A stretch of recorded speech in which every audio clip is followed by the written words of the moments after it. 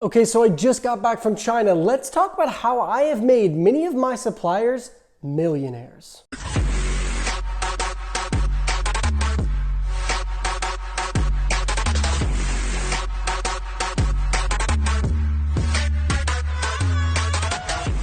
What's going on, everybody? Ryan Melnick back here with another video. In today's video, we are going to be talking about making our suppliers millionaires. I'm going to talk a little bit more about what this means when we jump into it. But guys, make sure if you're not subscribed already, subscribe to the channel. Lots of value coming in here. Make sure you like this video. Comment below. Let me know what you think about this video. Let me know if you think I'm right, if I'm wrong. I know I'm right because I've been there, but I'd love to hear what you have to say. I'd love to talk back and forth with all of you about that. So I just got back from China. I was there for about 8 days, wining and dining with suppliers, manufacturers, and guys. Great experience. If you haven't been over to China, haven't been to the Canton Fair, I definitely suggest it. They do it twice a year. Definitely something to go check out if you're in this business. But let's jump in and start talking about it. I want to use an example of when I actually sold that projector that I've showed you guys before, the yellow and white projector. I actually sold it for $100 back in the day. I want to kind of go through the circumstances of what my supplier was actually doing and how much money they were making alongside how much money I was actually making. So I was selling it for $100 and getting it for $36 at that time, right? $36 shipped to the customer, selling it for a $100 with free shipping. And so that was a pretty good margin for me, obviously. We're gonna go with a more legitimate case here because that was about 2 years ago. That was one of my biggest products I've ever launched and my best day I've ever done. So I wanna use a little bit more realistic margins here because this is gonna be more of a realistic current day situation that we were selling that projector for $100 back then. Let's say that it's $80 nowadays. I still see people selling it for about $70 or so nowadays, but let's just use the number 80, okay? So we're selling it for 80, right? And we're getting it for 36. And I go a little bit through the numbers here, but I want to also, I'm showing you him right here, which is just my supplier that I was actually buying the projectors from. The suppliers, guys, it's important to remember, like when we buy from AliExpress, you buy from an agent or a private supplier, whatever it may be, they're buying from factories that actually produce the product. You're not buying directly from manufacturers, directly from factories, you're not. You're buying from a middleman. So they're going to charge their 20, 30, 40% on top of what they bought it for you to buy it from them, right? So that you don't have to have people in China doing that for you, okay? So I'm going to run through that right now. I was charging 80, just per this example, getting it for 36, which leaves a $44 gross profit. But let's say on average, I was paying out $25 it cost to acquire a customer on Facebook. That leaves me a $19 net profit. I didn't put that right there, but that's what it is. $19 in net profit. Okay, now let's look on the flip side of things. I was paying my supplier, $36, right? And so after that $36 that I was paying them through originally AliExpress, but then after that, we went to a private link so that he didn't have that 10, 15% fee that AliExpress took, but I was still paying him about the same price. Okay, so 36 bucks minus, give or take, about $15 is what he is paying for the product. I'm guessing it could have been as low as probably 12 or 13 at times and as high as 18 or 19 depending on supply and demand. Remember that these people, the suppliers over in China, they're paying about $3 an hour for their workers actually to go and pack these items up for them. So if they have 10 people working on a line that are fulfilling these orders for you, they're paying $30 an hour. So an entire day, let's say they have a 10-hour day, that's $300 an entire day. And if you're buying 100, 200, 300, 400 of these units a day, they're freaking wildly profitable. Okay, so this is what I want to do real quick. Now for this example, I was buying at full scale, give or take about 400, 450 of these on a daily basis. Let's just use some lower numbers here. Let's say I'm buying 300 on a daily basis, right?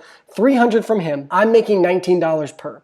Okay, so 300 times 20 would be $6,000 in profit. Is that right?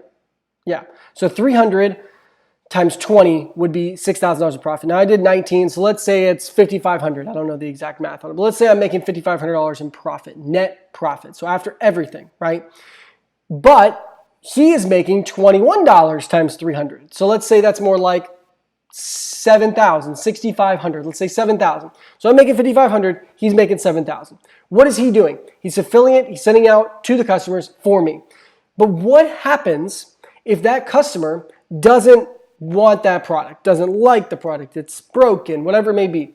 Who does it fall on? And no, the answer is it doesn't fall on the supplier. Sometimes they will send out another one for you. They'll take the responsibility. And the reason is because they're making money hand over fist. It actually falls on us. The chargebacks, the cases in PayPal falls on us. And then it's our responsibility to have the supplier make it up for us or some of the suppliers just don't care. They do not care. They want you to reorder and they want you to pay them more because they don't care about their business relationship with you. They only care about making money, okay? So who is the real winner here? And what I would like to use is a little parallel here, okay? In America, we talk about going over to court and we say, oh, when you go to court, nobody really wins.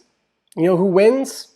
The attorneys. That's basically it. This is very much of the same sort of thing, okay? Because the customers buy a product at a value that they see as super valuable to them, right? So based on the price, 50% off, 60% off, this projector being $80, they saw extensive value in that. If they didn't, they would go to Amazon, they just wouldn't buy it, whatever it might be. They saw the value in the piece of content we pushed out to them and the price it was at. So they think they're winning.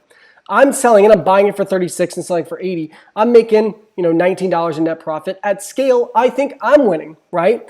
And then the supplier is actually going and supplying these items out, but really, after they're shipped, really doesn't have to uphold a lot of the things that he promised in the first place. If they're all broken, it's gonna be hard for me to actually go back and, get all my money back. Like, yeah, you have AliExpress as a medium, but a lot of times when you start to scale, you're not even using AliExpress anymore. So there's very little risk on the supplier side of things, and he's making, depending on its scale, he's making probably something like 10% more than I'm making, maybe as much as 12, 15%.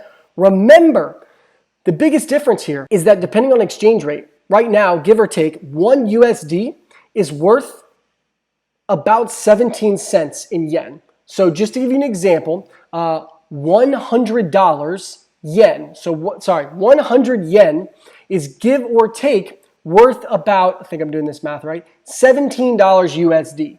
Okay, so when you're paying somebody for this supplier here, and like we said, let's say they're making $7,000 per day, right, in net profit after all their expenses. $7,000 per day times 20 would be 140,000 yen. So it's not really 20, it's a little bit less than that. So let's say 120,000 yen. This supplier is making 120,000 yen per day. The US dollar is very strong there. The yen is not all that strong. 120,000 yen per day. Guys, just to give you a little bit of an understanding here, when I was over in China, I stayed at a very, very, very nice hotel there. And after like a 5-star hotel, 3 nights in that 5-star hotel was like 9,000 yen, I want to say, which basically calculates out to like, I don't know, like $500 or something like that. 9,000 yen. So just to give you an example there, in one day, when he makes 120,000 yen, he could go and he could then stay in that 5-star hotel for, let's see, he could do what I did at 9,000 yen. That includes all the food and stuff we ate too. Let's just round it up to 10,000 yen. He could do that 12 times. So he could stay 12 times 3, 36. Okay, so in one day, he could stay at the nicest hotel in all of Guangzhou for 36 days. 36 days, guys, it's crazy, okay? And that was staying at the Conrad, a 5-star hotel in Guangzhou, okay? So, and that's with food included, everything. So money is very, like for instance, a beer in China is like $1.25 USD. It's like 5 or like 6, 7, 8 yen, okay? So he could buy 12,000 beers every day. 12,000 beers every day that he is actually doing this business with us, okay? So we are making millionaires in China. Don't forget that, okay? Because it actually gives you the leverage to be able to negotiate price down and figure out how much money they're actually making. Remember, the US dollar is very strong over there, okay? They are becoming flabajillionaires by us, but at the expense of us. And if you're only making a few $100 a day, they're making a lot more, and you should then negotiate your rate down, okay? Do things that you know you can do based off knowing how much money they're actually making. So who's the real winner here? The attorneys, the suppliers. Guys, the real winner is those suppliers. Make sure you are winning as well. Make sure you negotiate that cost of goods sold down if you can. Make sure that you obviously keep a good relationship, but remember that we are making millionaires over there in China. So it's just something to remember and something to think about. Okay, so that's pretty much it for this video, guys. Hope you enjoyed it. Talking a little bit about how we're making millionaires over in China. But that's pretty much it for this video, guys. I will see you all in the next video.